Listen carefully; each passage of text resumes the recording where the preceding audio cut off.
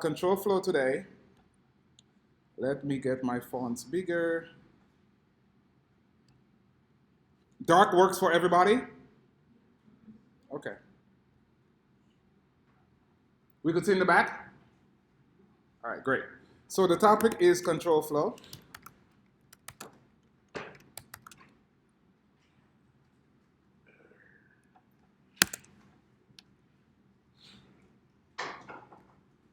And along the way, we'll also see tuples.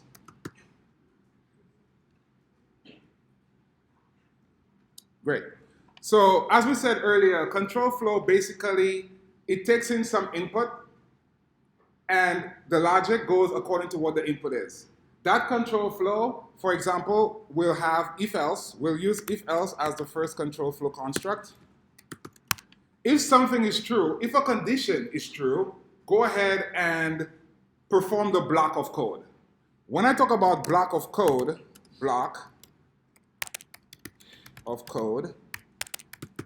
I'm talking about the code that's within a parenthesis, right? So code in here. So when I talk about block of code, I'm talking about the code within the curly brackets that we see in that comment.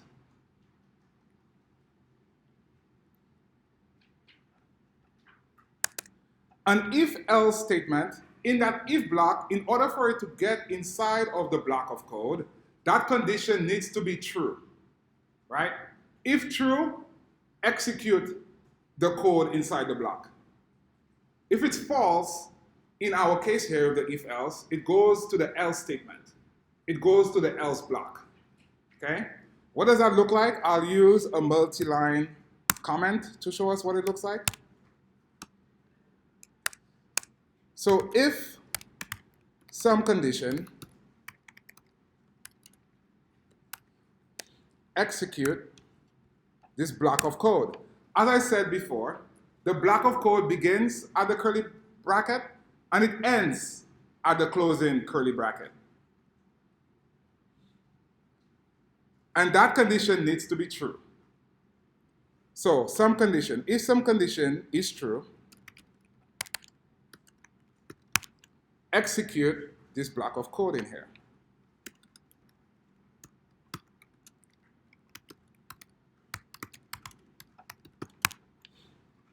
Okay? That's the if statement. By itself, it's fine. It works perfectly fine. But you could also execute a next block of code if in case it's false. If false, do this, right?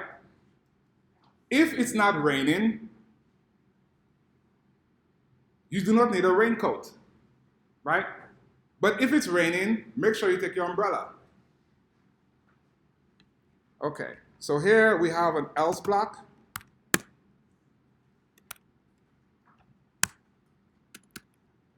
Condition gets executed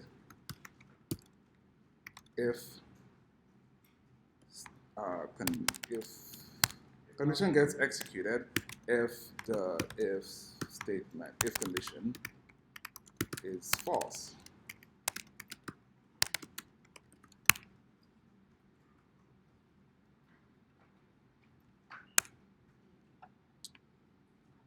Okay, so if true, execute this block of code, else, go inside the else block and execute some other condition. In the block of code, you could have any statement. We'll see what that looks like. I could have a print statement for now. I could have a different action happening. Yes? So if it's true, as Amin is asking, this block of code gets executed. If it's not true, if it's false, this block of code gets executed. The else block gets executed.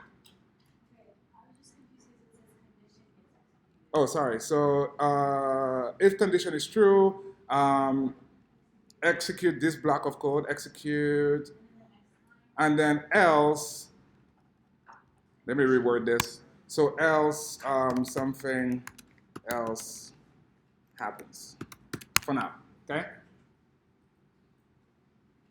So if some condition is true, execute this block of code here. Else, something else, well, some other condition or some other statement. Some other statement. Yes, exactly. Some other statement will get executed. Does that work better? Okay. And we'll see examples, but that's the basic syntax, right? That's the basic syntax of an if-else statement. You could have an if by itself. Yes? I can say the way you wrote it is technically the way it goes. So it's if, and then the open curly bracket, you skip a line, you put in the code. Then you skip another line with the close bracket, then else on the same line. Exactly. Exactly how you wrote it, apart from like little notes and stuff. Exactly. Like where the notes and stuff are, that's where our code is going to go. Okay. So as I said before, an if could be by itself. I could have if some condition is true, then execute code. All right? By itself, it's fine. Right? This is option 12. Example 1. This is example 2, right? So example 1 just uses an if statement.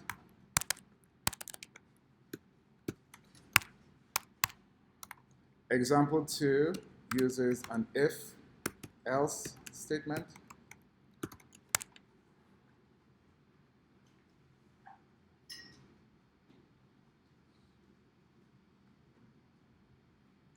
So let's see some examples of that.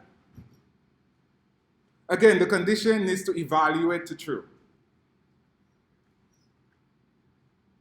When I say the condition, whatever statement block of code you put there, it needs to evaluate to either true or false. Everybody with me?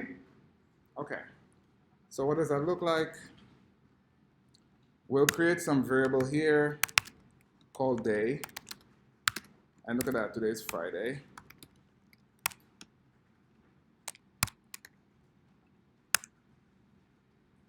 Okay. So here we have a variable called day. It's Friday.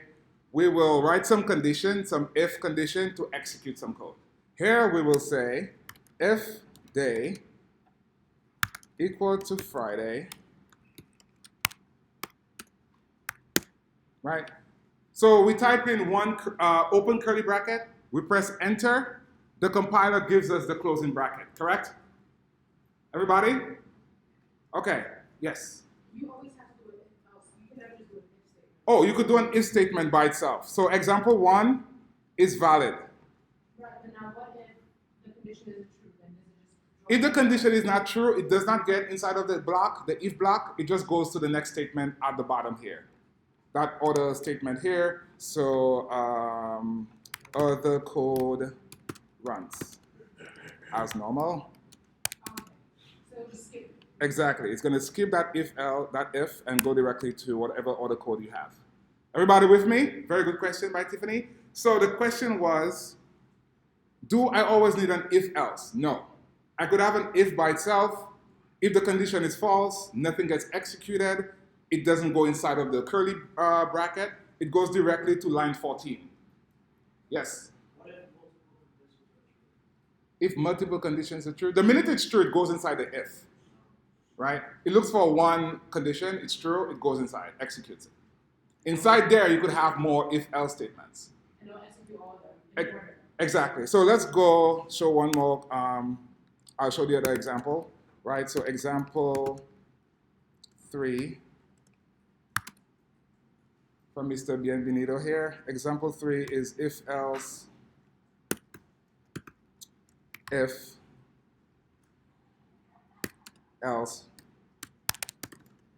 You could start nesting it. I could have an if, go inside that if, have a next condition, have a next condition, have a next condition. You see where I'm going? You could go basically infinite, right? But you don't want to do that. You don't want to create that pyramid. You don't want to have that V shape going from top to your right. You don't want to have that shape going, right? I don't want to have if this, go in, if this, do that, right? You want to be able to write your logic such that your if-else statement does not go inside the scope too many times, right? You don't want to nest if-else statements too broadly. We'll see what those examples look like. We'll get close to writing code like that for our lab.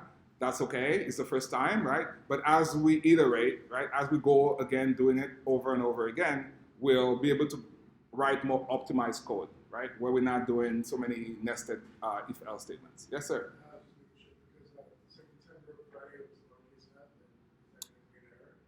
Yes, so that would not execute, right? Everybody with me?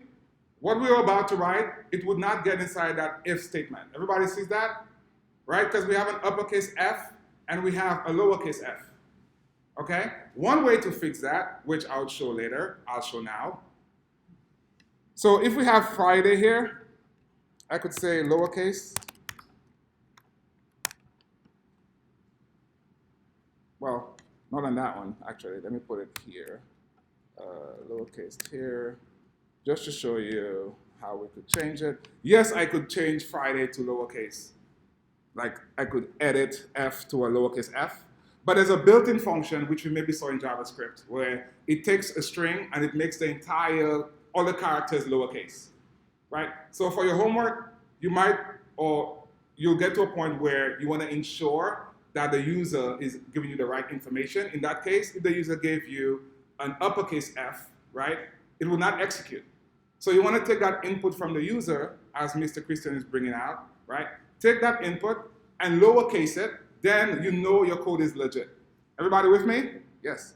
But it'll set both uppercase and lowercase. In that case, yes. So if it's lowercase anyway. It's going to lowercase it anyway, but it's going to ensure that it's lowercase. Okay? So now we know our if day equal to Friday is going to work. Everybody with me? Okay, so that's a built-in function, that dot lowercase there, right? We'll see what functions looks like. But again, from JavaScript, we have a function, we have a name, we have open parens, close parens, that's a function. We've seen print as a function, now we're seeing lowercase as a function. And we'll see readline later as a next function, okay? So let me just put some notes here. So functions we've seen, or built-in functions we have seen so far include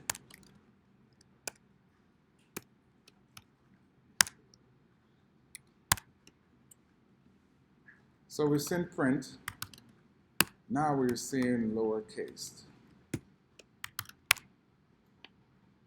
And we saw round yesterday, right? Some of us saw round, correct? Yes?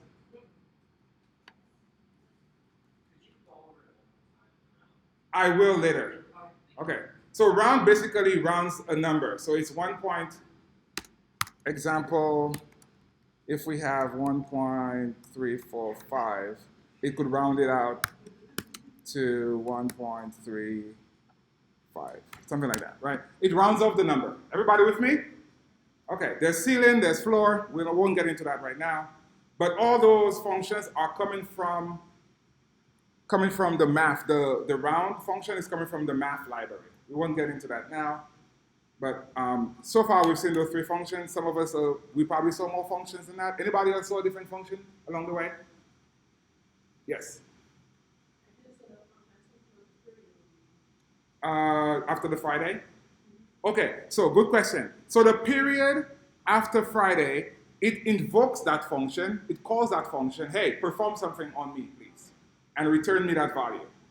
But we'll get into functions later. It's hard to get into certain topics without talking about more advanced topics.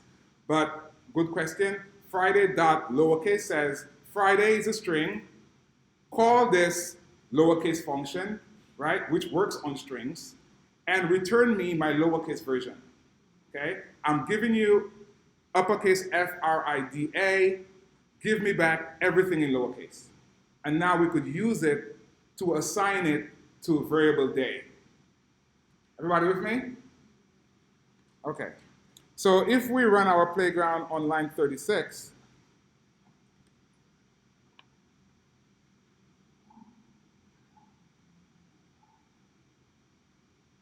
at this point, you guys should have gotten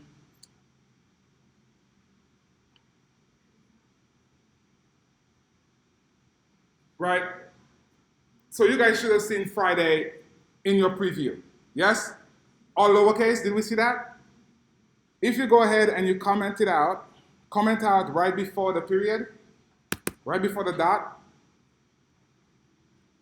and play your playground again, it's going to be capital F. We see that? So that's what the function does. Okay, lowercase. All right, great. Great. So now we know our Friday is going to be good regardless. So if day equals to Friday, we could have a print statement here saying something.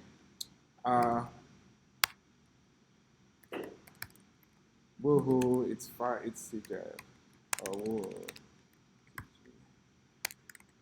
F. I'm going to hold down the keys Control Command Space. Control Command Space brings up the emoji keyboard. And I could get a beer for myself. Right? Everybody got that? So Control Command Space brings up the emoji keyboard. And we could have fun. Okay? So woohoo TGIF. Excellent. Again, if you're under 18, or not under 18, if you're under 21, don't indulge.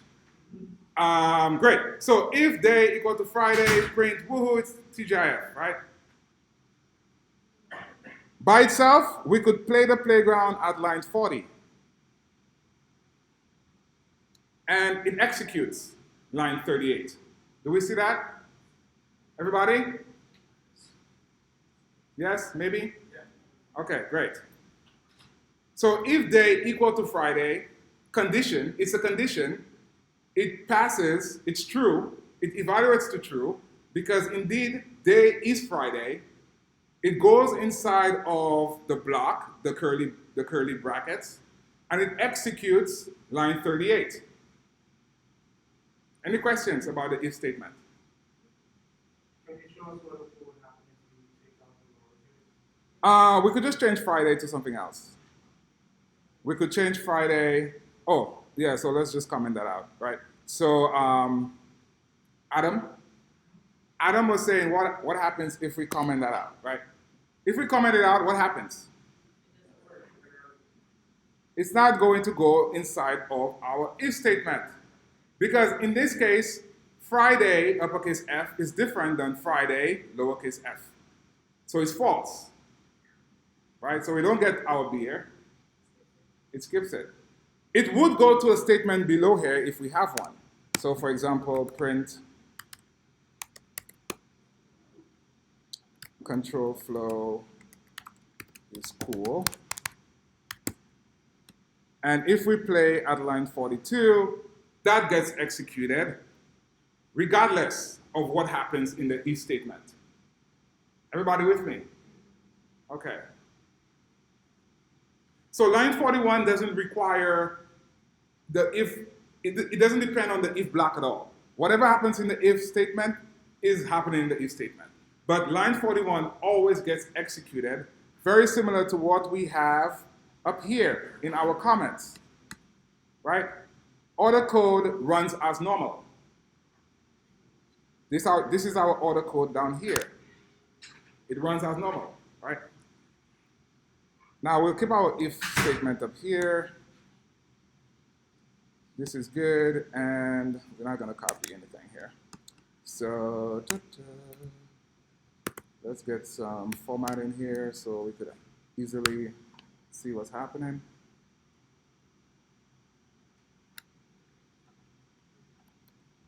I'm just making the comments look nicer.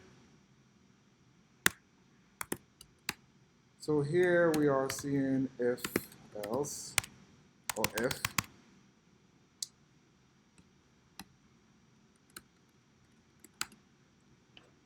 Let's see what if else looks like.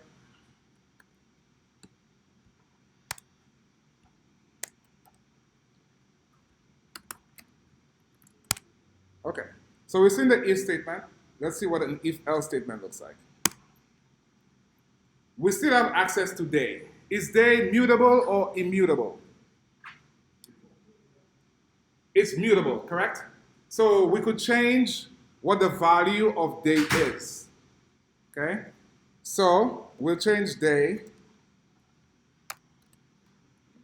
to be Monday.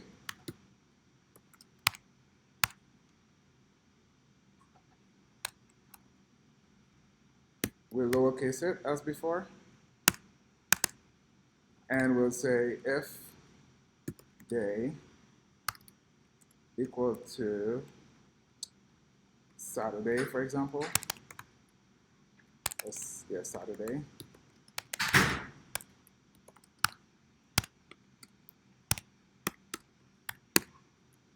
Print. It's a beach day. Right? And here, we'll use an else block to execute some other code. Else print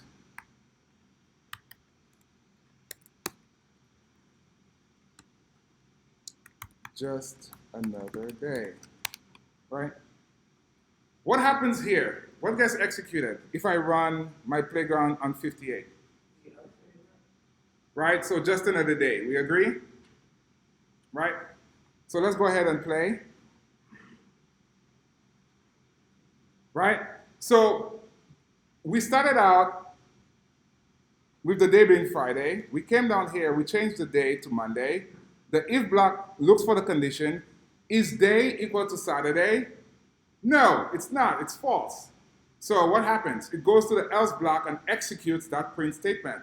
Just another day. Okay? And as I said before, anything outside the block gets executed. So here, I could change my variable again, day equal to Monday, for example, and use some string interpolation, print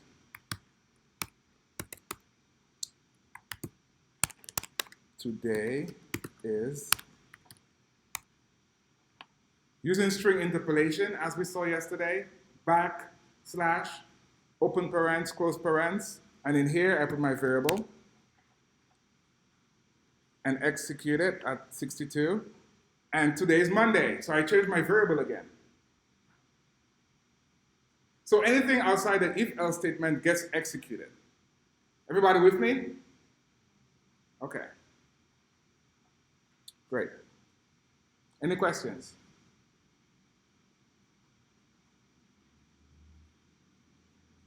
Let's see how nesting if-else looks, what nesting if-else looks like. Copy.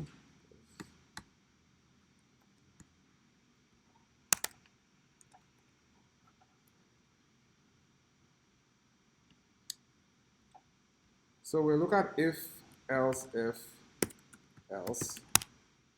and within that, we'll probably do some nesting there. Okay, let's start off with the weather. We like the weather. So we'll have a variable called weather or temperature. Temperature equal to, say, 85. What type is this, by the way? What should temperature be? What type should temperature be? If you're writing an app, like what type should temperature be? A double, right? Because it's not whole numbers all the time. Like 85 is hard to get 85. It's like 85 point something. Yes, they tell us it's 85 degrees, but actually it's probably 85.7, 85.5. So let's capture that in a double. Let's use type annotation. So now our 85 is a double, correct? Okay, great. So here we will say if temperature is less than 45, execute some statement, right? We'll come back to what that statement looks like. Else, if temperature equal to 85, execute some statement. Else, we'll just print what the weather is. The temperature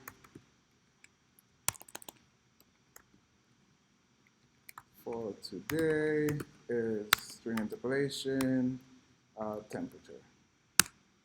Okay?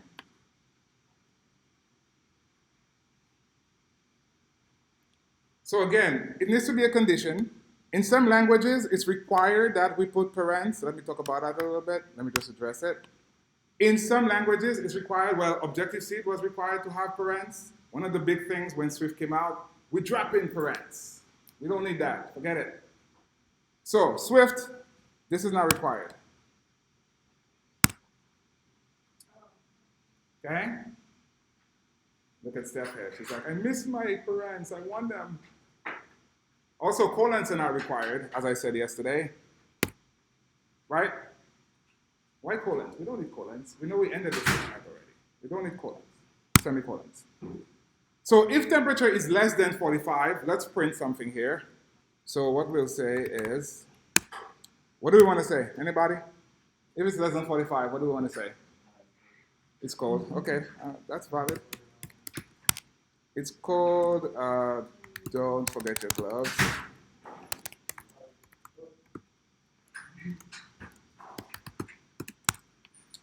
If it's 85, we'll just say on target or my kind of weather.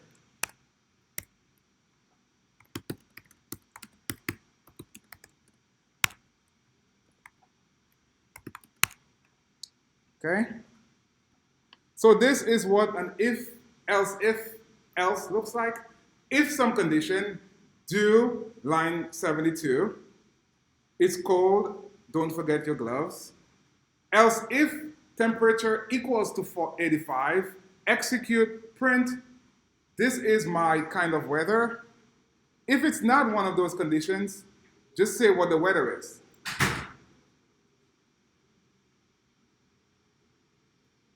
Okay, let's go ahead and play this playground. This is my kind of weather because our variable currently is 85.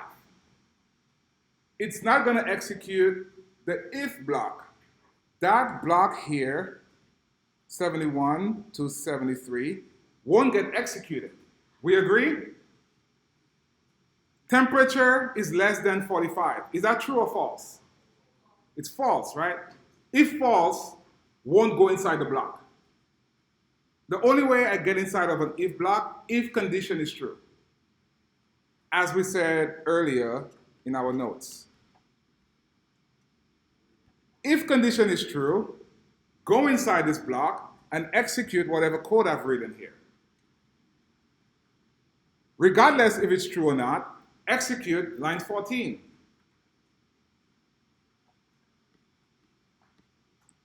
Now we could play with that number and see how it changes.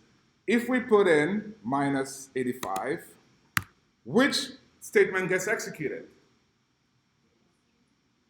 The if statement, according to Cassandra.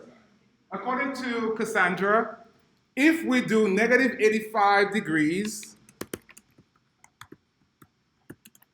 Cassandra says it executes the if block. It's called don't forget your gloves. Does everybody agree? Do we see that? All right? Integers could be negative. Or in that case, a double could be negative. So let's go ahead and run that playground. It's cold, I need my gloves. That gets executed. Right? What happens if it's 185?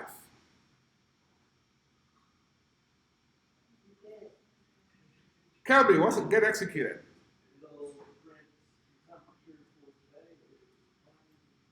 Does everybody agree with Kelby? He says it prints line 76. Right? Andrea, we agree? All right, very good. So let's go ahead and run that program. And indeed, the temperature for today is 185.0. Insane. Cool. Great. So this is what an if wrapped with an if, else statement looks like. Inside that statement, you could have other statements as well, right? I could have a statement here saying if temperature equal to 0, print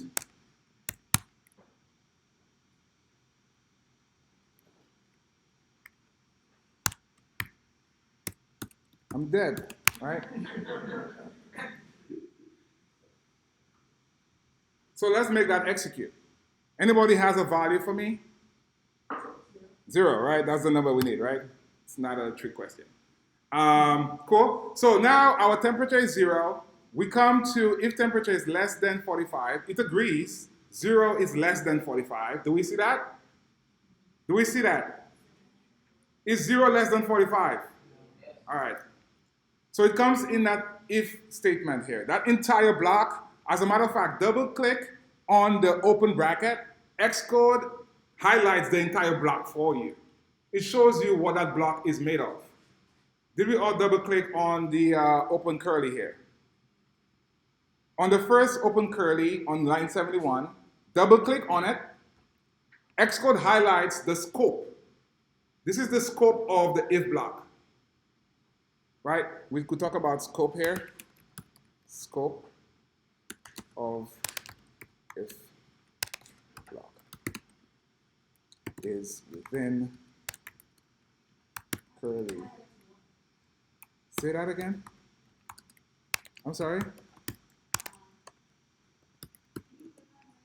Yeah, definitely. So you see my open curly, correct? So have your mouse pointing on the open curly. Then you want to double click on it.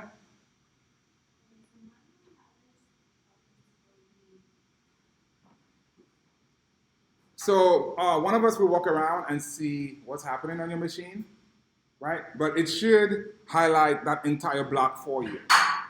Anybody else having issues seeing the block? Are we all good? Are we all good? Yeah. Okay, thank you. It's still early. It's not the end of Friday yet. We're getting there. All right? So, double clicking on a curly shows you the entire block of that particular statement. Okay, great. So, we're 0. It comes inside of our if block. It prints. It's cold. Don't forget your gloves. But guess what? The temperature is also equal to 0. Do we agree? Yes. So I'm dead. Do we agree that I'm dead? No, I like that. All right? Okay. What was that? That's nested if statements. Nested if statements. So we could say here, nested if statements.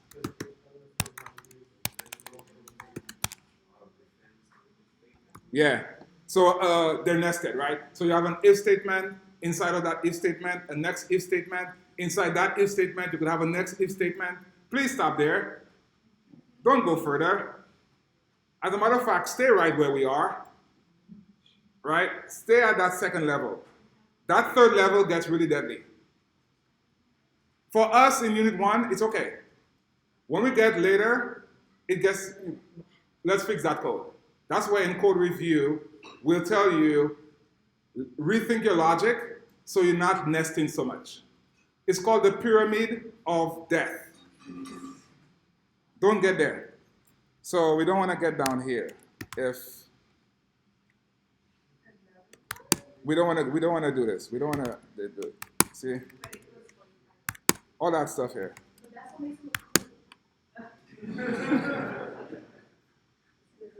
No, we don't want to get down there. So I will keep this here. I will comment that out. Danger zone approaching pyramid of death. Do we have a death icon here?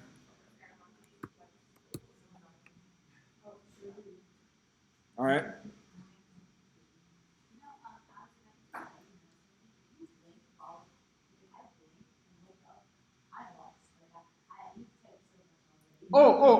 That's fine. Where are you? Okay. As to but you're good now, right? Okay. Sorry. I tend to slow down a little bit, but I need to slow down a little bit more. Thank you. Thank you. You got to say those things. Okay, cool. So we're not getting to the pyramid of death. We need to think of what our logic looks like. That's where switch statements. Yes. No, the randoms are good. Oh, so earlier I said control, command, space bar. Yeah, that's how I did it. So you see the emoji you want, you double click on it, make sure your mouse cursor is on that location, double click on the emoji, and you get that emoji. Everybody with me? Yeah, within the code. That's logic. That's it's valid code. It's a character. We'll get to Unicode, but that's a valid character. That's why we could text using those. They're valid characters. That's why we could message each other with smiley faces. It's a string. Yes. What's that? Yeah. That's how. Yeah, it's a string at the end of the day. Yeah, from. It's Unicode. We'll get into Unicode. I know strings are excited. We'll get there. But we're not going to create our own for now. Or we're not creating our own. But there's a bank of Unicode characters you could use. You could also add them together and make things. Yes. I just want to ask: is there a reason to use nested ifs over else ifs? The minute we start nesting else ifs like that, we want to think of a switch statement which we haven't seen. So in a switch statement, it's more in line, it's straighter, where you could have different cases. Like in that case, like case this, case that, you could capture things, right? As opposed to nesting so much. Okay. Question, Yulia.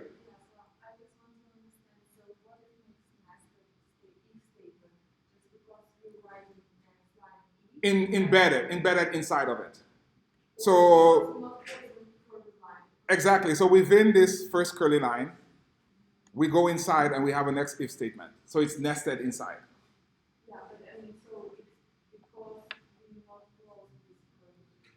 It's also closed. That curly is closed. It's also closed. It's closed on 86. Exactly. But we still go inside of it and we have a next if statement inside. This is also a next if statement. 73 is inside of the outside if statement. Do you see that? So it's nested inside.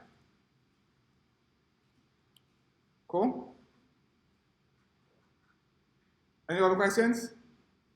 Okay, great. So we've seen if, else if. We've seen nested if statements here, which we noted. We noted here. Great.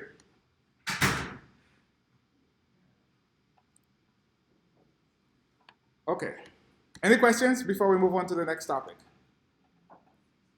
Okay, next topic. We'll talk about what's known as a ternary operator. Ternary is 3, right? Means 3 here. Basically, it takes three conditions, or 3 statements, rather. The first one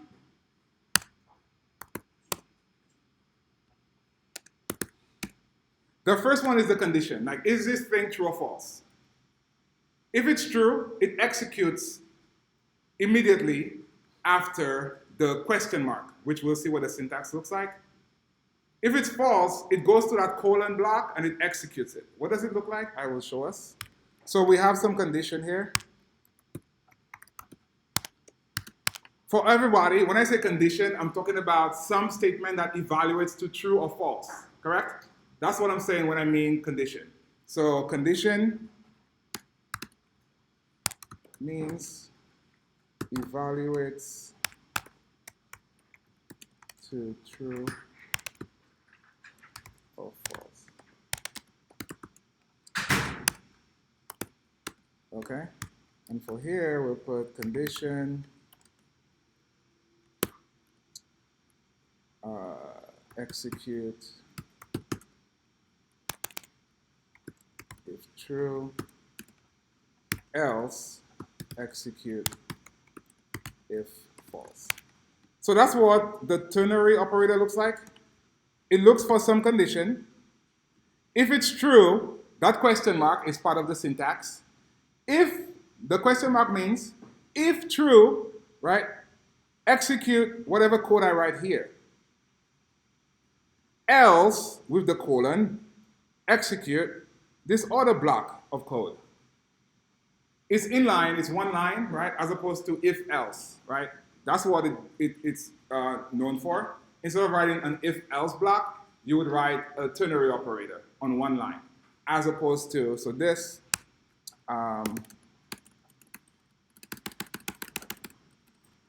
versus writing if condition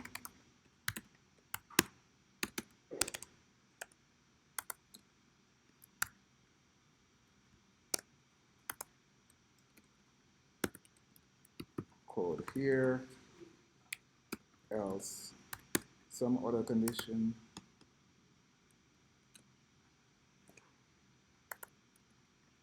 Right?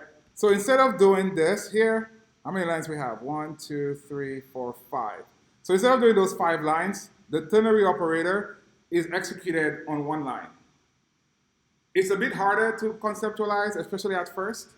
Some programmers use it a lot. Some other programmers refrain from using it. They say it's harder to read, right?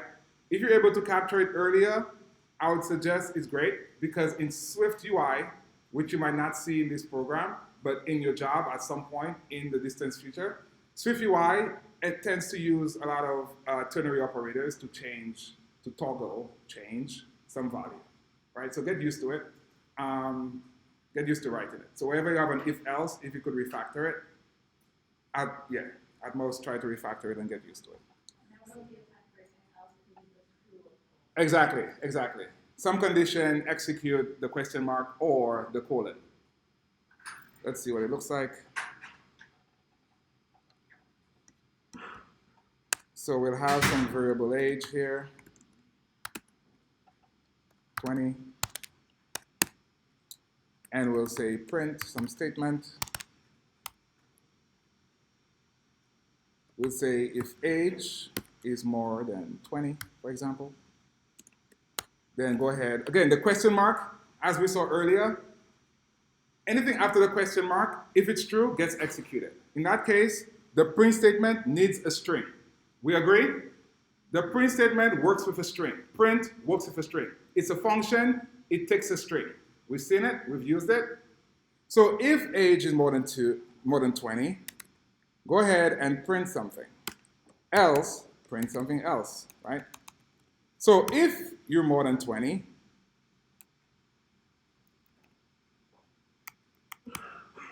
right? Guess what? You can have that drink.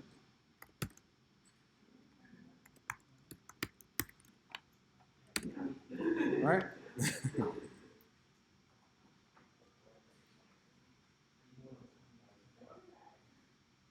Right? Else, the else is the colon. The else is the colon here.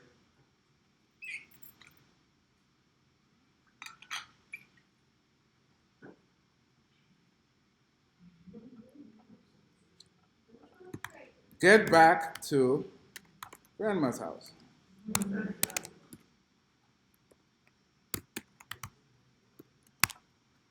Right?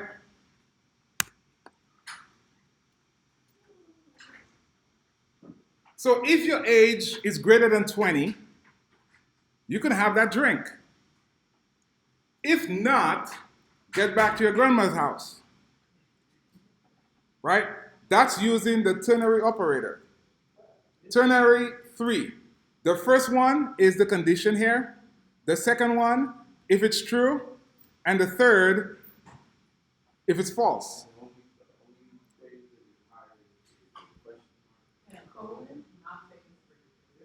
And you play, get back to your grandma's house. You're 20. What are you thinking of? I like the thinking. Wow.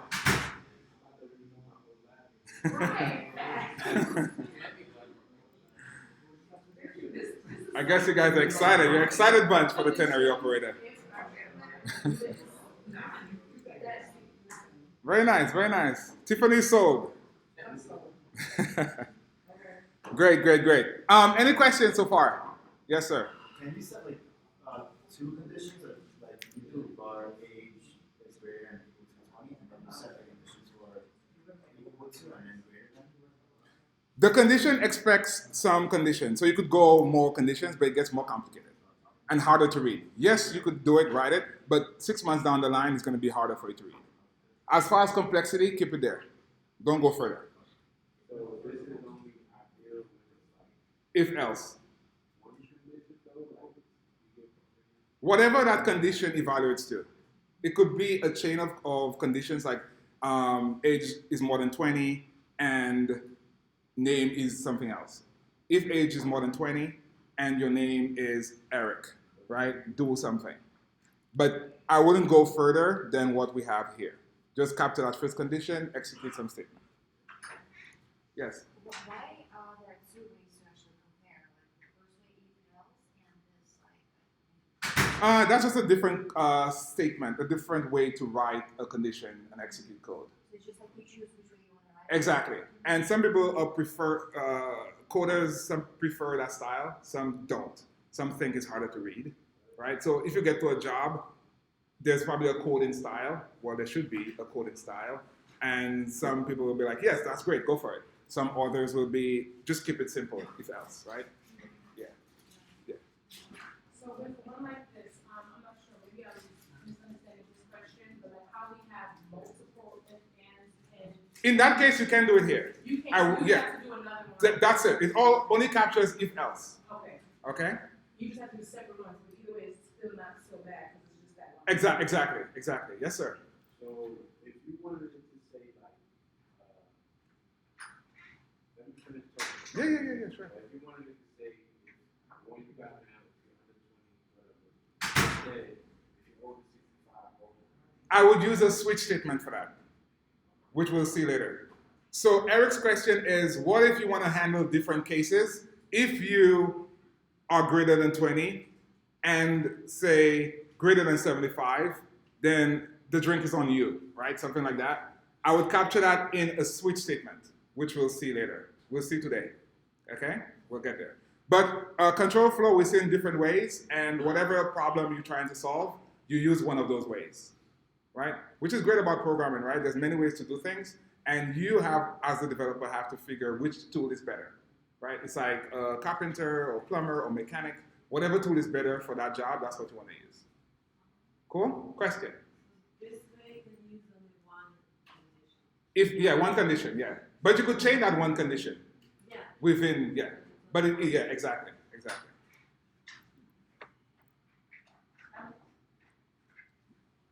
Hello, Andrea. So it's called a ternary operator. Yeah. And it means three. So why is it called that? Why is it called that? Like, the developers back, I think that maybe C language came up with that. So it's the developers of the language. They come up with the construct of it. It means three. It makes sense here because one is the condition. The second one is the true statement. The third is the false statement. Yeah. Does that help? All right, cool. Okay, so Mr. Eric took us into switch. So next we'll talk about switch statements where it's easier to read as opposed to nested if-else statements. You could handle cases. You could handle ranges.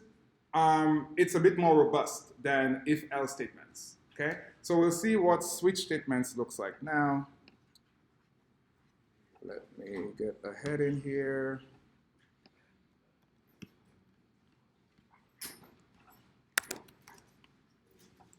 Okay, so now we are talking about switch.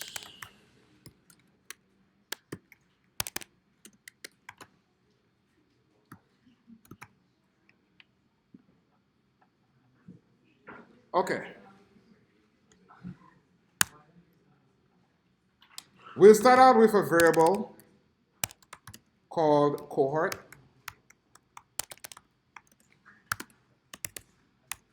iOS. So we have this variable called cohort. It's iOS. We'll use a switch statement to execute certain commands based on what the value is. What does the code look like? So it starts out with writing switch, which is the keyword. Open curly bracket. Press the return key. And before the open curly bracket, you need to say what value you're switching on. In our case, we want to switch on cohort. When I say switch on, switch takes this one value. It uses that value to execute a very amount of cases. So it has some cases in it. We'll see what a case looks like. So a case is a case keyword. In this case, do X. So it's very similar to the if-else statement in that case. Case iOS execute this certain command. So you start out by writing the word case, which is a keyword. iOS, colon, press enter. If you're iOS, then guess what? iOS is awesome, right? It is. So that's the first case. If it's iOS, go ahead and execute iOS is awesome. But we have an error here. It says switch must be exhaustive. What does that mean? That means our string, we agree that cohort is a string, correct? Our string cohort, we could have any string in the world. It's limitless, right? There's no way we could exhaust a string. Imagine that. There's no way we could do that, right? You could exhaust the amount of fingers you have, right? I have 10, right? If I have 10 fingers, I have 10 cases, no error. But the minute the compiler sees that the value you have here has infinite amount of options, we have to supply the switch statement with a default value, okay? So we have to give the switch statement a default value. If this is not the case, default to this, okay? Let's see what that looks like. So it starts with the keyword default. It's a keyword. Go ahead and print not part of pursuit, for example. Okay? Now the compiler is happy because we have this default, think about it like a case, right? This falls through, this default value that captures everything else. If it's not iOS, it's not part of pursuit, right? So let's go ahead and play this playground. iOS is awesome. It is. Do we agree? All right. Question, do you agree? My question. Yeah. Okay. Your question. My question is more about the unstructured code. If you have these indentations, do those come automatically for you, or do you do those like out of habit? The indentations come in automatically for me. If you feel like your indentation is not correct, do me a favor, everybody. You want to Command A. Command A copies, selects your entire code, right? And Control I automatically indents the code for you based on the preferences of Xcode. Okay? Everybody with me? No, repeat that one more time. Let me write it down. So let's just capture it there. So format for automatically indentation of code,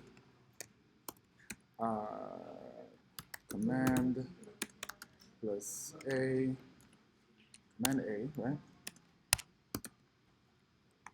to select all code in background.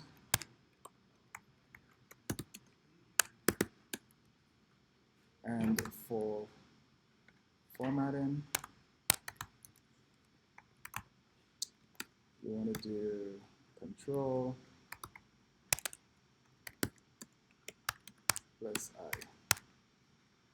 Everybody got that? So Command A, select all, and Control I to automatically indent. There's no way to keep this to get, it to do it automatically, like as a default. There's ways to do it, later we'll see, but that's a way that's pretty quick to do.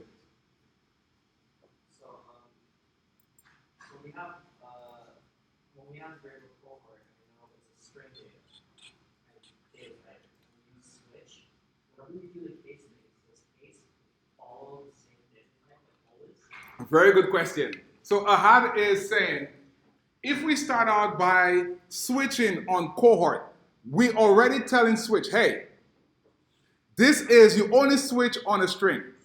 If I have an int in here, something is wrong. Again, Swift is type safe, so it captures that. Good question. So if I start out as cohort being a string, I can have a case being, here being 67, print, right? Expression pattern of type int cannot match values of type string. Type safe here. It's saving us from ourselves. Okay? The compiler is smart enough to be like, hey, you start out with declaring this thing to be type string. You said you committed, you gave me a contract, you say, yes, I am a string, I agree. I start switching on your type, and all of a sudden you're giving me an integer. I'm confused. Send you an error. Like, hey, you broke the contract. So very good question. Okay, everybody? Type safe, you start out with a string, it continues with a string. Yes? Can you add new variables into the case? In the case, you could have a different statement, like some var doing something. You could execute other statements there as well. You could have a switch within a switch, but don't get there, right? We want our code to be as small as possible as far as do one thing for me and do it well. The minute we want to start nesting things within things, it gets harder to read. For you later, for us to read, for everybody to read, your code starts looking really cluttered. But there's a lot of things we could do, but we have to. I'll share a style guide with us very soon, but there's guides to guide us. Hey, you could do a lot of things, but don't go crazy, right? Like, yes, I can, but cool. Very good question, Matrix. Yes, sir. So the switch is only reading and responding to what's inside of the code. So cohort is a string. The switch, the code runs, right, top down in that case. It looks for case, like what case matches cohort, right? So it goes to that first case on line 119. It sees that iOS matches cohort, right? They match together. It executes 120, and it's done. It doesn't go and look at other cases. It doesn't go to, let's fix this one and make it work here. So it doesn't go to Android here. It doesn't go to Android.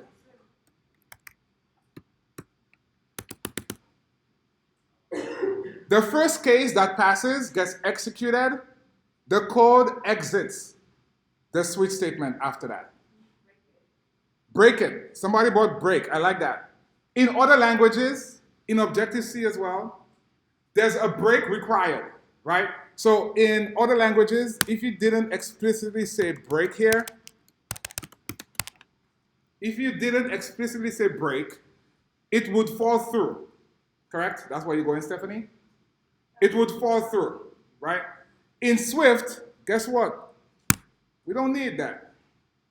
The first case we see, we execute it, and we're done, right? Less for the beginning programmer especially to worry about, and even the senior programmer to worry about, all that break stuff. We don't need that.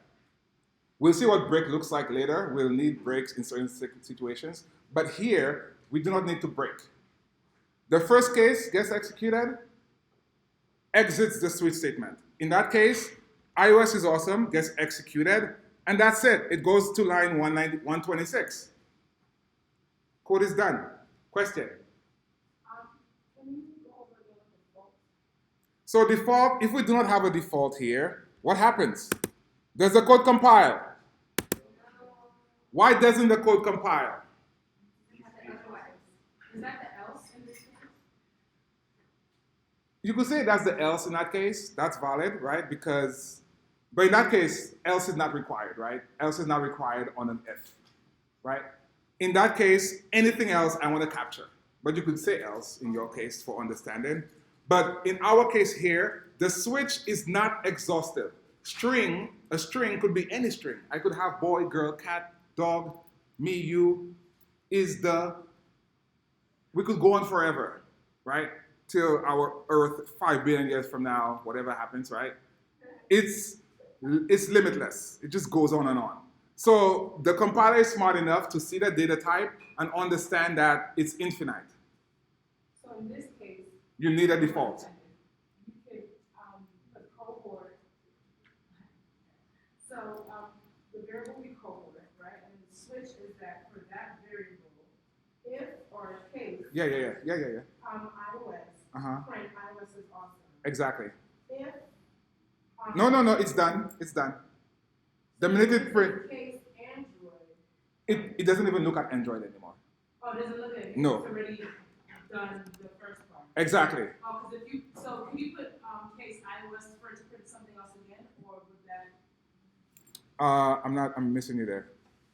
like if you put case iOS, then print iOS is awesome. If you were to put case iOS again, like instead of draw Android, and print. Oh, you're giving me a compiler, right? I see where you're going. I like it. So if we see that, that's a compiler error, guys. So iOS here. Yes? Print, right? This? Yeah. Some whatever. Sorry. So print this, right? With the iOS. Yeah, gotta fix this guy. That's what you're talking about? Yeah, like could you, Literal value is already handled by previous pattern. Consider removing it.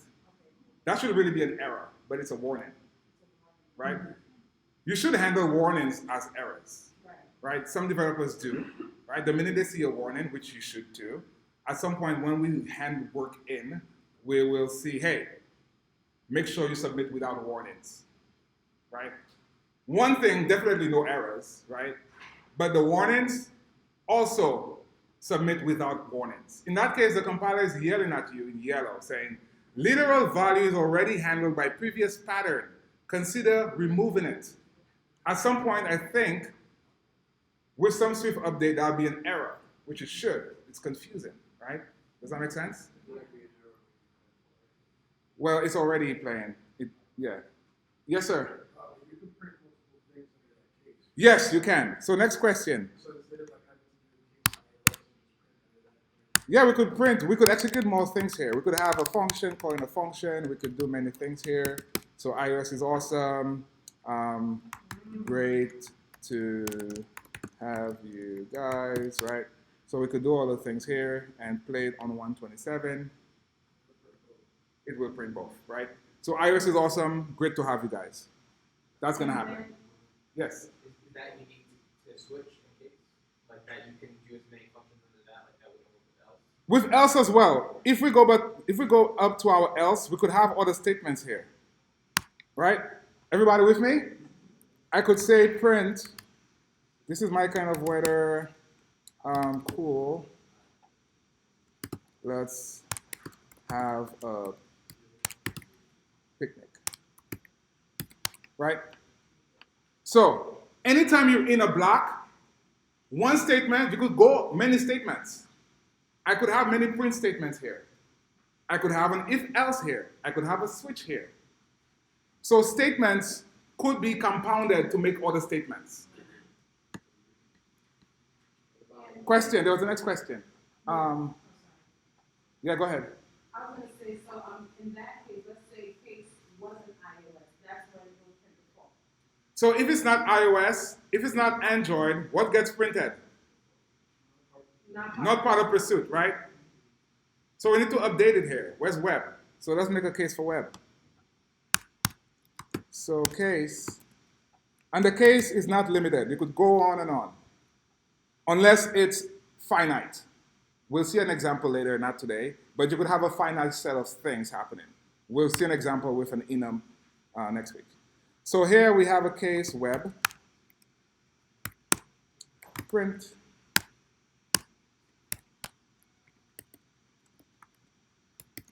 full stack, dudes, and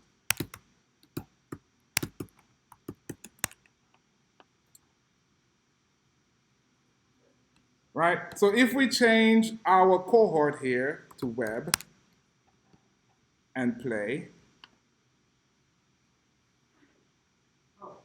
full stack dudes and dudettes, right? We just changed the variable. So now the switch is no longer doing iOS. Yeah. So is it safe to say that we can use the switch statement and replace of nested? Yes. So very good point. So Amini is saying, if you have a bunch of nested if-else, go to a switch. Easier to read, easier to work with. Very good point. Yes, sir. My question still stands.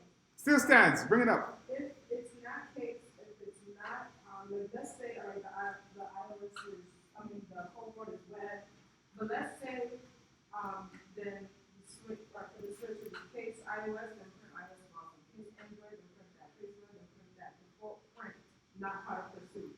So if it's not iOS, not web, and not that, let's say it's then, Let's say it's Tiffany's class, right? right, that's my then it'll come up as, no, don't put these class, I ain't talking. Right? That's how I'm asking. Sorry, this class is not part of Pursuit. Right? Maybe Pursuit 10.0. Cool? Awesome. And obviously with cases here, this is not going to pass, right? We understand that, why that fails. Do we understand why that fails? If we have I or lowercase s.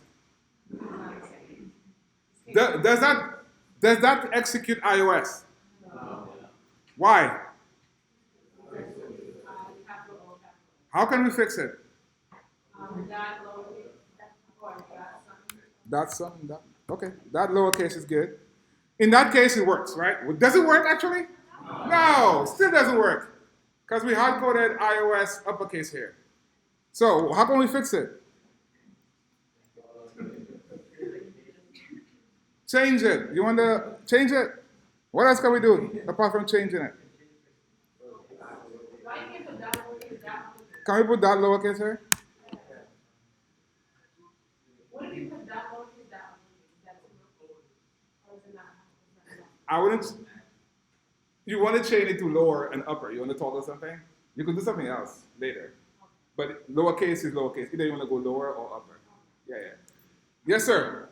Is there a function where lower and upper don't matter? It'll take it to very input? No, because you're doing a comparison, right? You're looking for something. It needs to be exactly that match, right? Does that make sense? So Christian is asking, is there a way to just like dump in any string and it doesn't matter up or down? At the end of the day, if you pass it in iOS or lowercase and your application is looking for lowercase, it's not going to work if it's uppercase, right? So you as a developer needs to be aware of that. Andrea? You can create a case. You can create a case for like misspelled, and you can say, oh, you misspelled iOS. In your game, you could do that, right? In your game, your text adventure game, if they misspelled it, you could tell them try again. Right? Everybody with me? That's where the repeat while comes in. Like, keep entering until you get it. Like, user, come on. I want it lowercase. Like, give it to me. But ideally, the user should be able to enter anything, right? That's user experience. In that case here, if we do not lowercase it, it's going to go to not part of iOS. Right? But if we want it to go regardless, like regardless of what the user types in, as long as it has iOS, it's going to work. Regardless, uppercase, lowercase o, uppercase s is going to work. Let's test it out, right? So if we're on 130, right? Our program works, right? Because the user entered I, lowercase, O, uppercase, S. If the user does all uppercase, it should also work, right? It's like when your user is searching in contacts, right? They search for Greg. Regardless of what they type in, I should expect Greg back. Don't tell me to put it the way you want me to put it. That's bad software engineering, right? You got me? So regardless of what the user types in, they should expect that value back, that output back. So in that case, I did all uppercase. I should expect my program to still work, right? iOS continues to be awesome. Oh, so that is, does like, even if you put it all in capital and then this one has one letter and the rest in capital. It lowercase the entire string. So no matter where it sees. Exactly. But is that how it will appear on screen? On screen right now, our screen, assuming we have an app, our screen prints that out. Our output, that's our output. The user enters iOS. Our output is iOS is awesome. Great to have you guys. Okay. Right? Input, this would be the input, assuming this would be the input, right? We haven't seen functions yet. But here, for now, let's say this is the input of the program. This would be the output of the program. Everybody sees that? What's coming in is iOS. What comes out is the print statement. In our text adventure game, what comes in is from readline. What comes out is that text you show the user, or that path the user chooses. Like, do you want to go left or right? If you go left, oops, I'm dead, right? So, yes, sir. Ternary operator.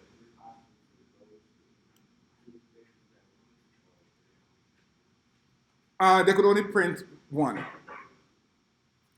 Yeah, you can't nest prints in there. Very good question. Okay, I know you like that ternary operator. At one line, huh? How to write an entire app in one line. I see you. All right, cool. So that's the switch statement. And let's see. So we have one other thing to do here. Let's see. After this case. Any questions? Yes, go for it. So, but when you want to use user input, like anyway, like all the cases, upper cases, internal cases, what should I do? All the What we did here captures it. Yeah, because what we expect here is lowercase. So even if they put uppercase, iOS is lowercase. So it's equal. If it's uppercase, again, it lowercases it. The minute it gets here, it's lowercase, so that's going to work. So regardless of what we put in the quotes here, I lowercase, O lowercase, S uppercase is going to work. Good question.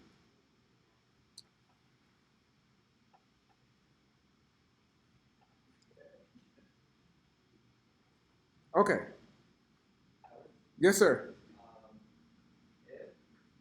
Is there any way to make every case lowercase? Because like in this case, if there's I mean, you can. We could keep going here and embellish the code and fix it. not manually, but like go back like say like switch both is over the Yes, so we could take that, good point. So we could refactor this. It's called refactoring. I could take my lowercase out of here. Actually, it's hard-coded anyway, so it's not going to work. It's not a variable.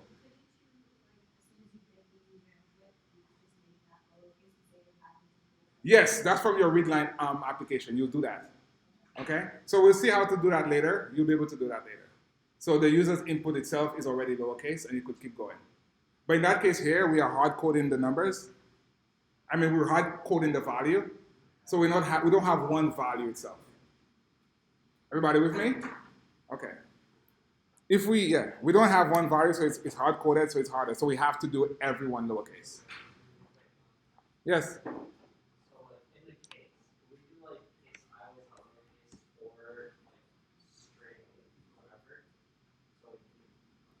This only looks for a string. That case here only looks for a string. You can't have an if, a next statement after it.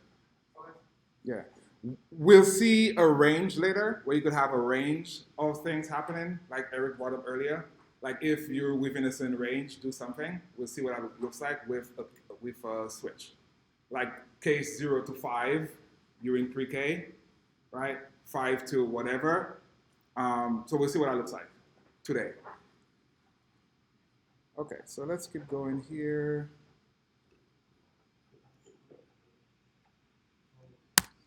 Okay, I want to show us a next keyword. It's called fall through. And we'll put a case here. What are we going to do? Web, backend.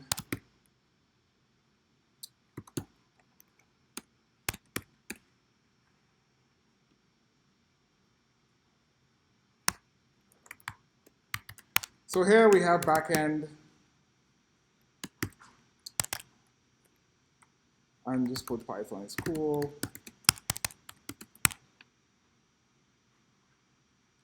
Okay, I introduced a new keyword here. It's called fall through. Exactly what it means.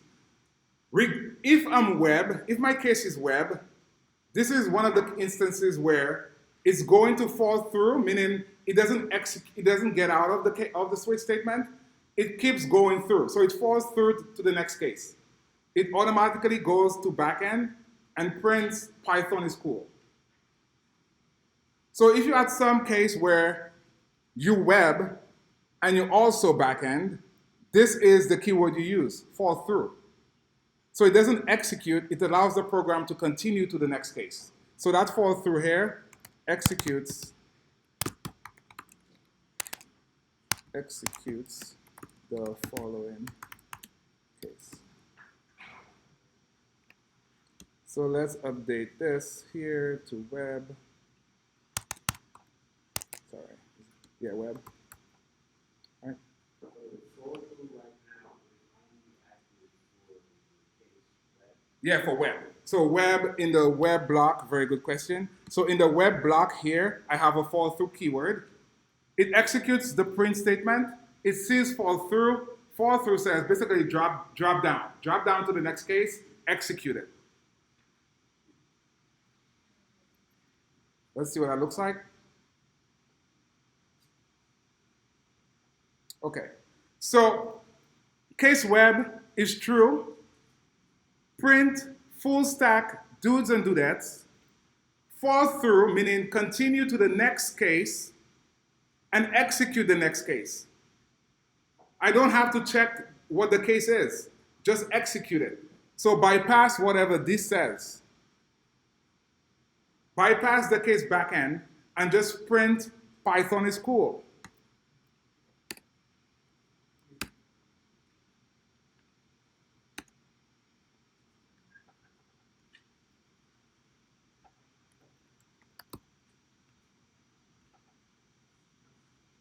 Right? So that's what the fall through does. Sure. So if I'm a web developer, I'm also a backend developer. That's what that case does. That's what fall through does. I'm a web developer.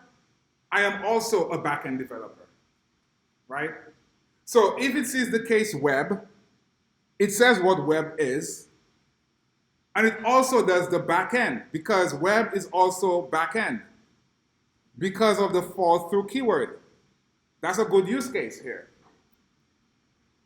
If you have one case that satisfies a next case, you could use a fall through. Right? Yes, sir.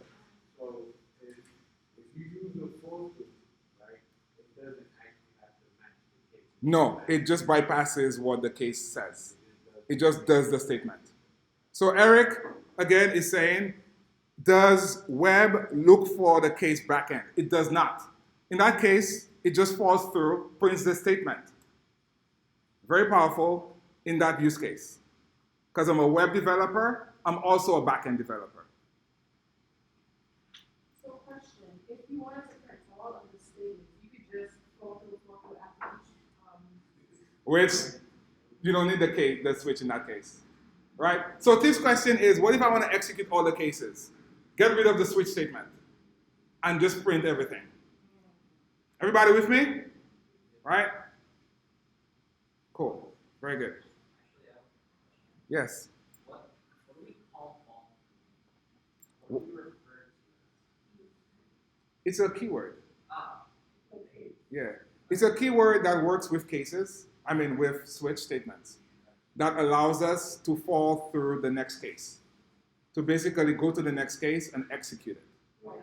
The same as break is a keyword that allows us to get outside of a loop, which we'll see. Yuba.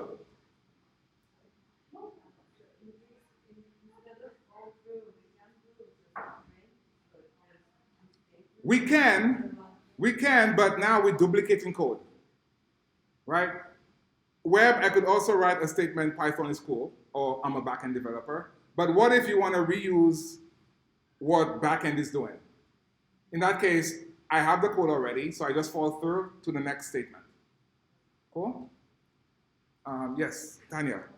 So filter only works for the one right underneath it? Exactly. Good question. Tiff, that was your question. Look at that. Great minds think alike. Yes, Christian. I'm still kind of stuck on your response to Luba's question about why we fall through Instead of fall through, we could just have a print statement. That was Luba's question. And print the same exact thing here, correct? That's called repeating yourself, right? You do not want to repeat yourself. DRY. We'll come up with that a lot. Thank you guys for bringing that up. But in software development, there's this terminology called DRY, dry. Do not repeat yourself. Here we are repeating ourselves. We have Python is cool twice, right? Why? We don't need that. That causes duplication of code, also causes us to write errors. What if somebody comes in and have Python blah here? Now we have different places to maintain code. So is it like saying like backend sort of be like a hidden file in web? Basically, the way we're using fall through here is to capture web is also backend. Right, yeah. That's it. That's the only reason why we have the fall through here, right? Because I'm also a backend developer. So I capture two cases in one. Yeah, go ahead. I'm listening. okay. So is there a way to revert to like another chain if That's functions. I see where you're going. That's functions. okay. So we wouldn't be using fall through, we'd be using something else. Yeah, you could use a function to call a different block of code. We'll see functions. We've seen functions in JavaScript, but we'll see functions in Swift, where you could use syntax to create a block of code that you could call any place that you want. Okay? So we could have a function, instead of having print Python many places, we could have a function just calling print Python. I'm very tempted to show it, but I'm not going to show it. But we're getting there. Okay? Functions. That's functions. Any other questions? Yes? So I just want to be clear that fall through meaning no matter what you put in there, it's gonna print out whatever it is. So fall through, even if it's wrong, right, whatever. In that case, web is not equal to backend. I don't care. Fall through. Very good. Very good. Excellent. Okay, let's see how to work with switch and ranges, as Mr. Eric brought up earlier. So we'll have some range, and we'll go through it with a switch. Switch is very powerful. You guys will use it a lot of places in your homework. Yes, Mr. David? You could have multiple fall throughs. Yes, you can. But you can't make it so it falls through two cases. You have to take fall through twice. Yes, you'd have to do it. Yes, but you can do fall through multiple times. Great questions. Okay, let's go to switch with range, which is very useful here. Okay, switch statements on ranges. What do we even mean by ranges? What does that mean? What does a range mean?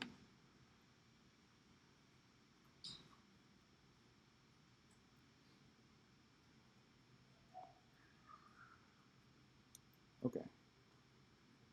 You're doing good. You're doing good. Okay, great. So let's start out with a variable here. We'll call it class number. It's a constant. Doesn't change.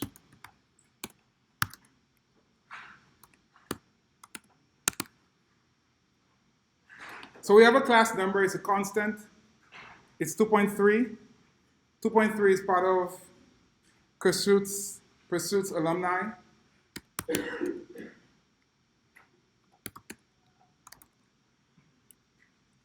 Back it was Coalition for Queens before.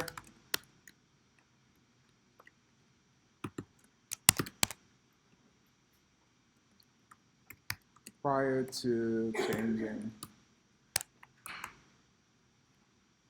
to Pursuit, right? So before Pursuit, we are known as Coalition for Queens, or C4Q for short.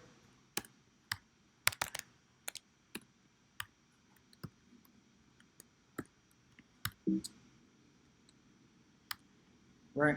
So we have this class number, it's 2.3. We want to use a switch statement to switch on a range and see where you fell. What class were you in? So we'll switch on our class number.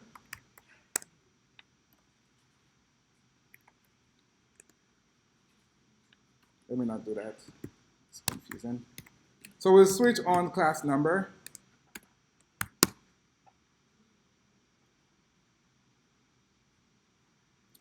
We'll use our first case. We'll say from 0 to 2. I'll show us what ranges really mean. So that's basically a range. That's a half open range, what's known as a half open range. I'll show us examples of ranges after this example.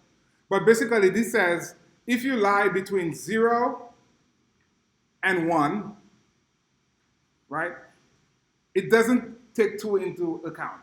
So 0 dot dot less than 2 doesn't include 2. This is called a half range, half open range.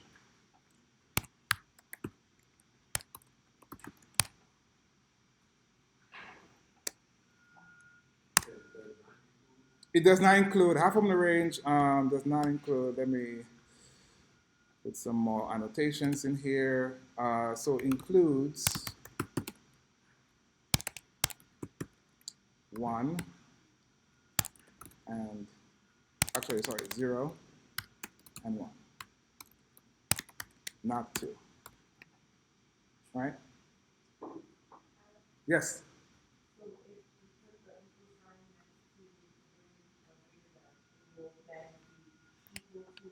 Oh, there's no equal there. That's basically the syntax for a range. When we create a range, this is the syntax of it. The way to include the 2, let's backtrack a little bit. Let's see what a range looks like. So I'll comment this code out, and let's see what a range looks like before we get into this switch statement here. So let's talk about ranges. Okay, great. So what does a range look like? I'll create a range here. For example, we have age requirement. We'll use a range to create an age requirement, and something looks like 18 to 35, for example. This is a closed range. It includes everything from 18 to 35. It includes all those numbers. And it has to be 3 periods. For the 3 periods, that means it includes everything. The full range, right? Lower bound, as we saw here in playgrounds, is 18. The upper bound is 35. It includes all those values. This is full range, right? Close range, sorry. Yes, sure, go ahead.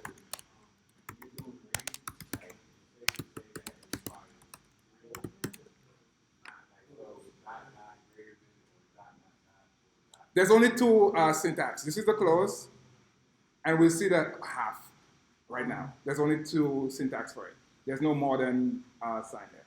Alex, Yes, sir. is it closed range or closed? Closed. Oh, sorry. Thank you. So closed. Yeah, sorry. Yes, sir. Exactly. Either you have three dots or you have dot dot less than. That's the two syntax for ranges. Either you have a half open or you have a closed. Everybody with me? There's no third choice. Yes, sir. So what kind of data type is required? Range. So if you, thank you, sir. If you option click on age requirement, you'll see the type is close range. Do we see that? Do we see that? Anytime we come across it a lot of times where either it's your own code or somebody else's code. Hey, what data type is this? Yes, you could do type off, but the fastest way is to option click on the name. Okay? Yes. The A requirement is only a range because it's equal to 18 dot dot dot 35. It's of type range. It's a range of numbers from 18 to 35. I'm just asking so I know, if you said let A requirement equal, quote, 25, end quote, and that's a string. Yes. Yeah. So if we put that, so Tiff is saying, if we enclose this in quotes, it's no longer, it's just a string. It's just a basic string now. It's not a range anymore. Anytime you put quotes between some value, it's a string. Right, and this is a range because there's, But it's not a range anymore. It's just a string. Yeah. it was a range because there was 3 periods between the two numbers. Exactly. And it's a closed range if it's 2 periods and a less than. Yeah, it's a half if it's a less than. Yeah. Yeah. So let's see what a half looks like. So this is a half here. Exactly. So that's the lower, that's called lower bound. So in that case, let's put some notes here. So 18 is the lower bound, and 35 is the upper bound.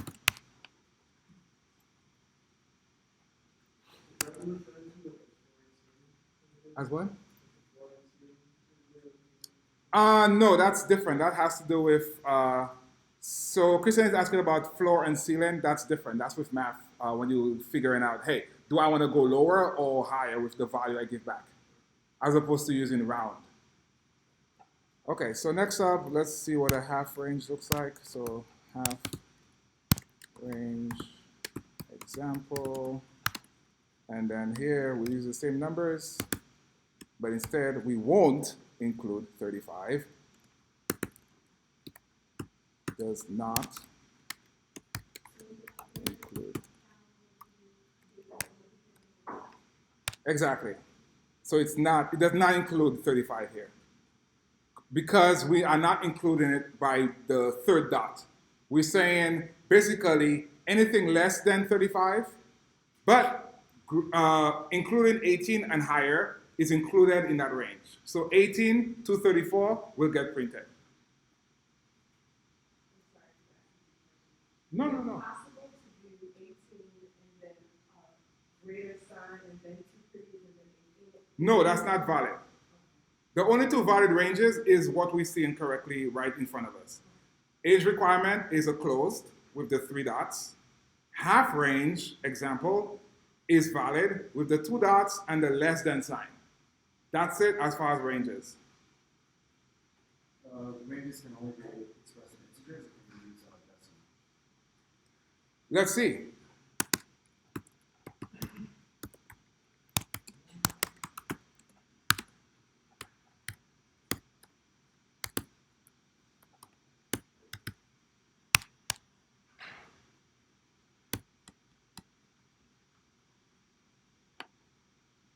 Right? Also valid. Lower bound is 18.5, upper bound is 23.8. Also valid. So any number representation. Okay? In our example down here, we will also use a range, and this is a double. Okay? Does that answer your question? Does that answer your question? Okay. I'm just wondering, because like, let's say you set some sort of Yeah, we're going to see it in a switch statement with the 2.3, which is already a double. And we'll have a range on that. Yeah. Yes? What if you tried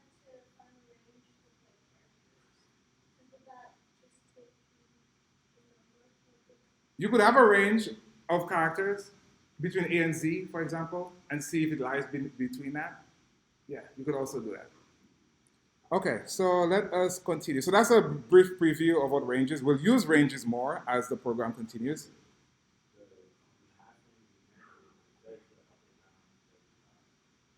The upper bound is 35, but it does not include 35, right? Based on our syntax here, it does not include 35. We'll see it in that example. I was going to show you a follow-up to see how it looks like, but I will refrain myself from that, and we'll talk about it in the loops preview that we'll talk about. But now we'll use it in the switch statement and create a range and see if it falls between that range. Great. Cool. So everybody got the range examples down? Okay. So how are we doing? We have 2 more and we are going to be in great shape. And then we could break. Cool? You guys with me? Yeah? All right. Okay, so we are continuing with our switch statement. We commented it out earlier to show what a range looks like. So our switch has a class number. Our class number is 2.3. We want to switch on class number and print out certain values. So if the case is 0 to 2, not including 2, we could have a print statement here. Bless you. We'll do a different case here. We'll do 2 to 3. Print a different statement. We'll do 3 to 4. Print something else here. And we'll do 4 to 5.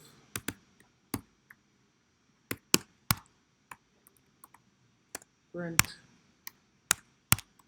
Case 5, 6. Print. Is this code valid the way I am right now? We need a default, right? Because again, numbers could go on forever, right? We see that? Okay, so it does not compile. We need default here.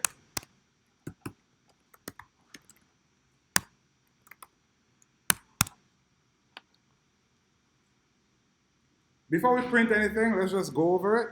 So the first case says, if the number is 0, 1, print something.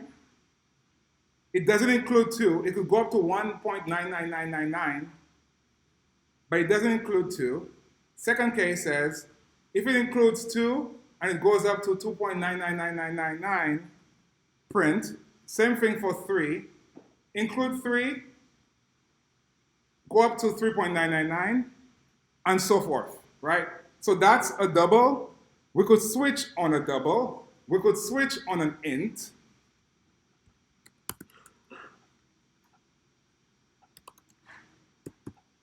So we could switch on all the values we've seen so far. Bool, int, double, char. What's the bool? Okay. Good. What else did we see? I'm missing. We used it earlier. String. Okay. So far so good. Now let's do some prints here. So if you 0 to 2,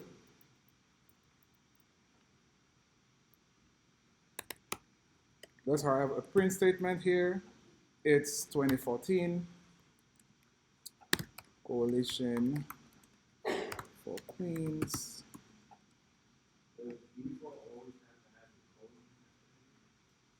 Yes, that's required. So it doesn't have it, that's a compiler error.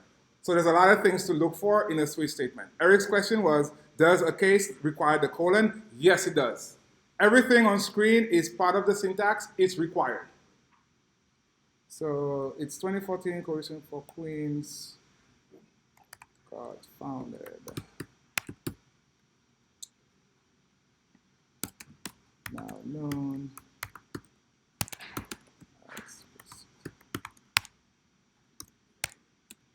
Also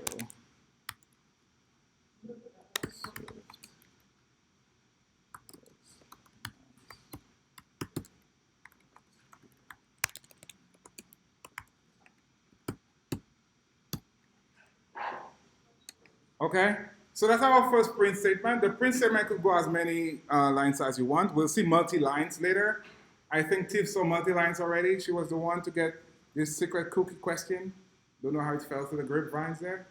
But, right. So this is our first case. Let's handle the second case with a print statement.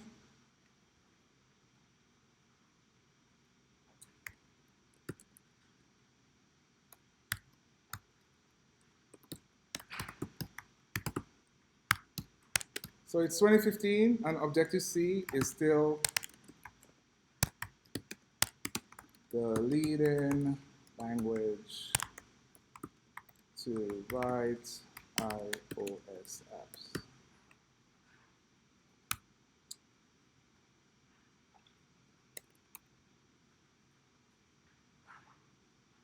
We'll just put 2016 here. We'll put 2017 here.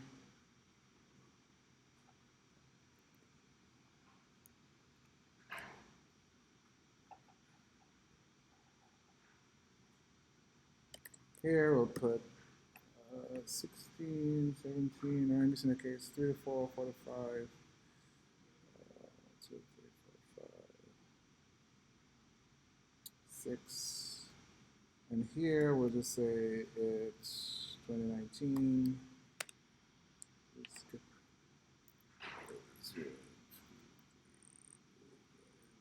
And miss the case, did I miss a case?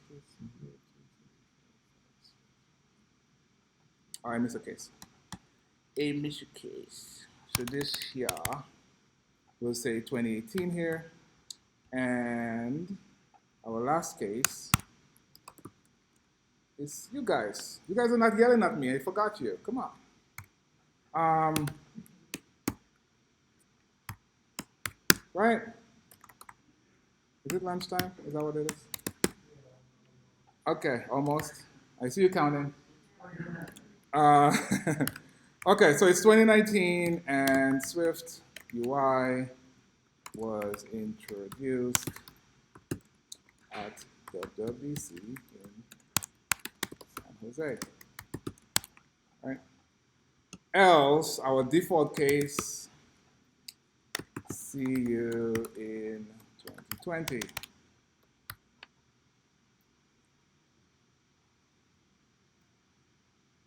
So this is switching on a range, right? So anytime you have a range, you want to switch on a range, this is the way you format it. Currently, we are 2.3, so let's see what happens when we play our playground. So 2.3 falls between 2.0 and 2.999. So it executes line 158. It's 2015, and Objective-C is still the leading language to write iOS apps. Do we agree? Yeah, we do. If we change our 2.3 here to 6.3, what gets executed? What line gets executed on the screen? I'm sorry? 166. Do we agree? Because 6.3 falls between 6.0 and 6.999. Let's confirm this. Let's play the playground. Okay? So it's 2019. It's a cool year. You guys are here. Rock hard developers. Okay? And you got Swift UI, which we might see at some point. Maybe. We will. You guys are not going to your jobs without us seeing that. So, that's cool. Our last topic of the session is going to be tuples. Yes, I'm right here. I'm not going anywhere. Oh, so the switch statement, the terminology or the way you talk about it is, I'm switching on this value. What line number? 154. The question never came up, right? The question I asked myself to you, because the question did not come up. We could switch on all those data types. You could switch, meaning we switched on a string earlier. The value inside here could be a string. The value could be a Boolean. The value could be a character, right? So those are valid things you could switch on. Understood? Okay, cool, very good. Meaning it's a valid value for the switch statement to work on. The switch statement could work on those values. Currently, we're working on a range. The data type here is a range. Earlier, we switched and the data type was a string. You could also switch where the data type is a Boolean. Not really recommended because there's only two options there, true or false. A ternary operator would be the best for that, but the switch also works. Do we all understand? Excellent. Okay, so let's see. Any other questions with switches? I will slack out the code. We have the code as well. But let's move on to the last topic, which is tuple. So let's see what tuples looks like. So this is tuples. Okay, so earlier when I previewed the lesson, I spoke about tuples, and the way tuples are, they're very similar to arrays in a sort of sense, but they're excellent when you want to group similar values together. Typical example, you want to group a coordinate together, a coordinate of a place, like pursuit. A tuple is a great tool for that. It's a great data type for that use case. What does that look like? I could have my variable called coordinate. It doesn't change. The coordinate of a place doesn't change. The place might move out, but the coordinate itself is constant here. So here, we could have a tuple. This is the syntax so far. We have an open parens, and we have a closed parens. Everybody with me? Okay.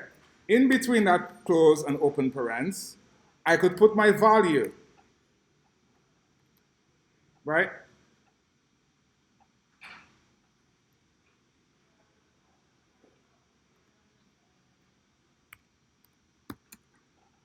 That's my first value. I could put as many values as I want. Think about it as an array you guys saw in JavaScript. My next value is going to be my longitude.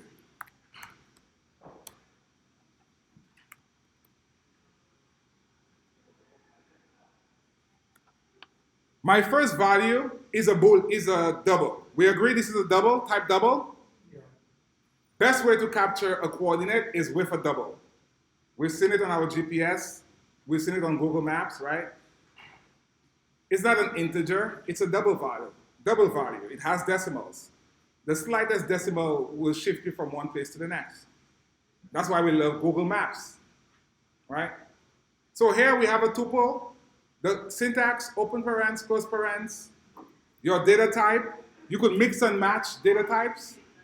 We'll see that example next. But here we have the two data types, that's the same. We have 40.74 and we have minus 73.94. So that here is a coordinate. How do we access it?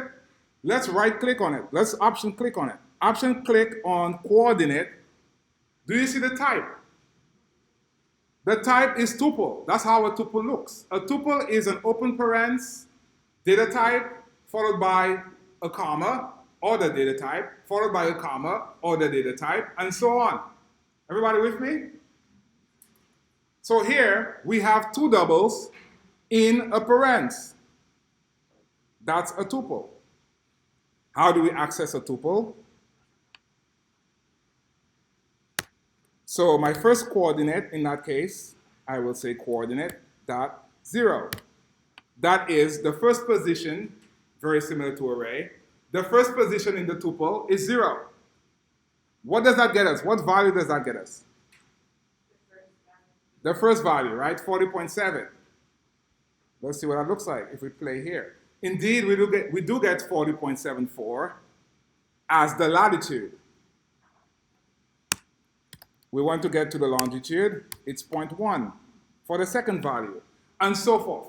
It starts at 0, 1, 2, 3, etc. Exactly. So as Steve is saying, it shows you the positions, right, in the playgrounds. So that's a tuple in its basic form.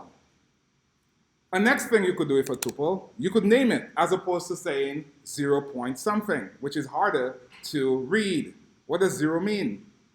Let's see what that looks like. So I could create a tuple called socials. It's parents again, as I said before. I could name it Twitter. I could give it a type, any type here. I give it a string. In that string, this is my Twitter handle. Don't spam me, I'm just kidding. Instagram, for example. I give it a string. This is my Instagram handle. Right? So here I have a tuple. What type is the tuple? Of 2 strings, as Christian is saying. If we option click on socials, we will see 2 strings, and they're named. This is better. This says that Twitter is a string, Instagram is a string. If we want to access that tuple, it's easier to read. No, it doesn't always have to be a constant. In that case, I don't want my socials to change, so it's a constant for now. But yes, it could be a variable. So I could have var here, right? But in that case, the coordinate, we made it constant, right? We could also make it a variable. Okay? Everybody with me? Okay, so let's continue with socials. How do we access socials? If I want to access my Twitter, I simply say socials.twitter. Get me my Twitter handle.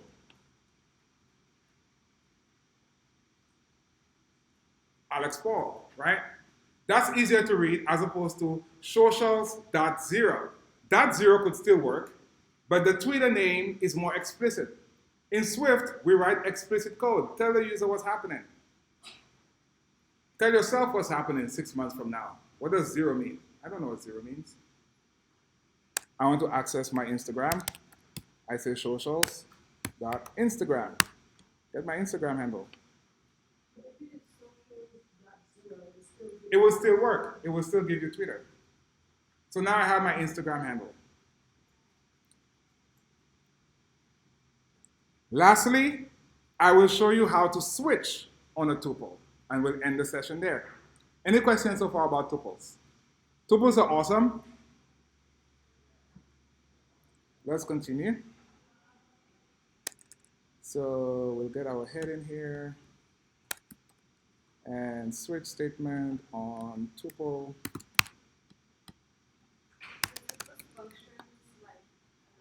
No, yeah, it functions like an array, right? Very good.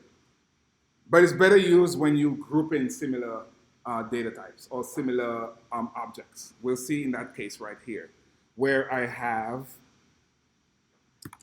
fellows, for example. I could have somebody called Kim here, and let's create a tuple for Kim that represents who Kim is. So tuples could represent objects.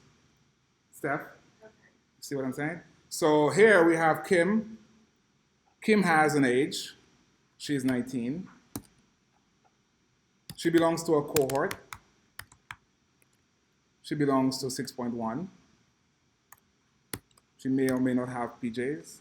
There may or may not be a Kim at 6.1. She has a passion. Her passion is music. If we option click on Kim, we see it's a tuple named age of type int, cohort of type double, passion of type string. So you could mix and match the data types. Is this what the kind of format they use on like data websites and stuff like that that show like when you put in, you know, you put in questions and then it gives you like a 19 from here. It could be, but it's most likely it's grabbing it from a database that's giving you the data, right? But yes, at the basic form, that's like an object that groups this person together.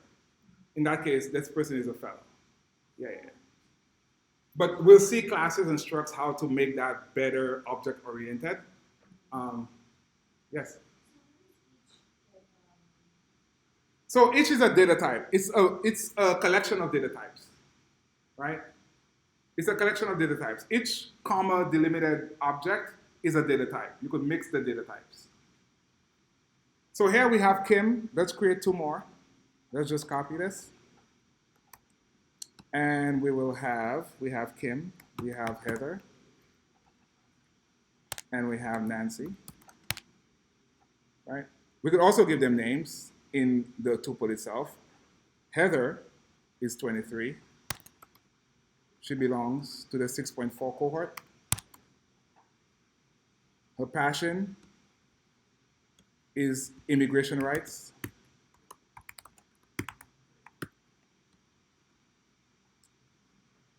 We have Nancy, she's 34. She belongs to 6.3. She's not here today. No, there's no Nancy. Her passion is video games. So currently, we have 3 objects represented by tuples. They're tuple data types. And we could create a variable called current fellow.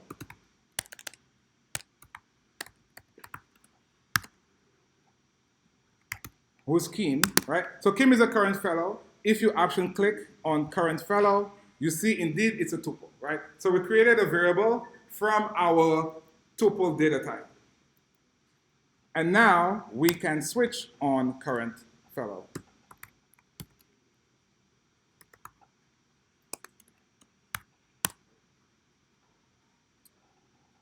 Bear with me here. It will get a little weird.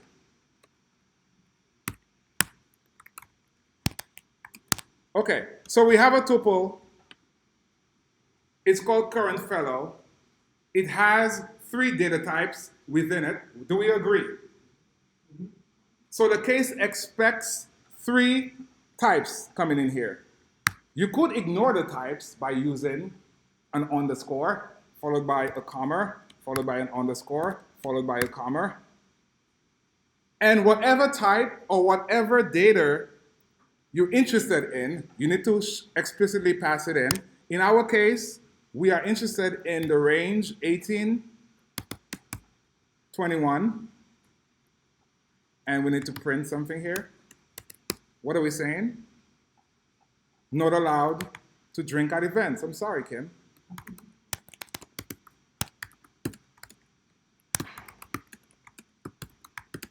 Right? The only structure we're interested in is the age. The rest, we ignore them. If you want to ignore them, what do? Underscore. Underscore ignores cohort. We don't care what cohort Kim is from. We don't care her passion. All what we care about is her age. Is she allowed to drink? In that case, no, she's not. She's 19. Right?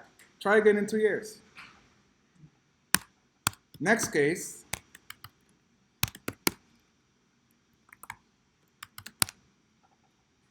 Here we're interested in the cohort.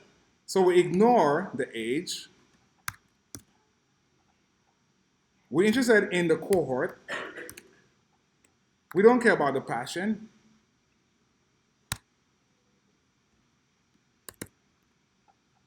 And guess what? iOS is still awesome.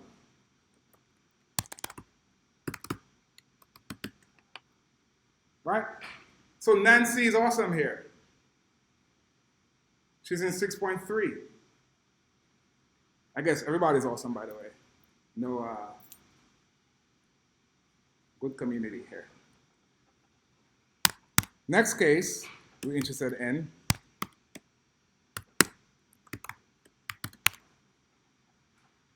is the passion. What's your passion?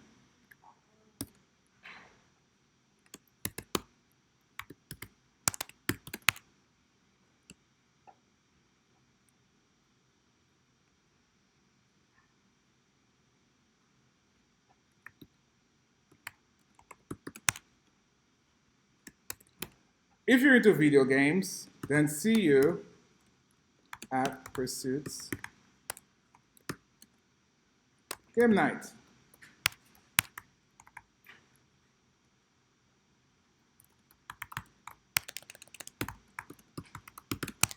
Right? the switch statement is still angry at us because we need to exhaust it, right? Because remember, this is a tuple. We could have infinite options here. I could be 5, I could be 1, I could be 20, I could be 200. I could belong to cohort 1.0. So we have to have a default. Do we agree? Do we agree? Yes. So let's have a default statement.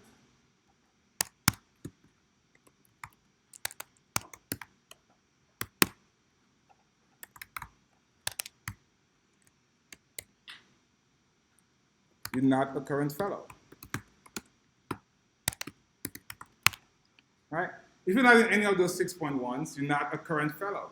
We need to represent 6.2. Right? So let's go ahead and run that playground. Not allowed to drink at events. This is Kim. She's not allowed to drink. Why? Because case at 196 says, if the case is 18, your age is 18, 19, 20, not including 21, it comes in there, it prints the statement, it executes, and it gets out of the switch statement. Right? So sorry, Kim, try again. Let's see what happens if we change Kim to Nancy. What's going to happen here? Do we agree with Christian? He said iOS is awesome, will get printed. Do we agree? Right? It comes, Nancy is part of iOS 6.3. It sees iOS 6.3. It prints iOS is awesome.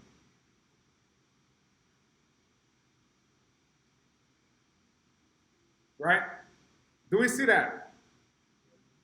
So that is switching on a tuple, right? Very powerful, a bit getting used to, but once you get the hang of it, your text adventure games will be awesome as well.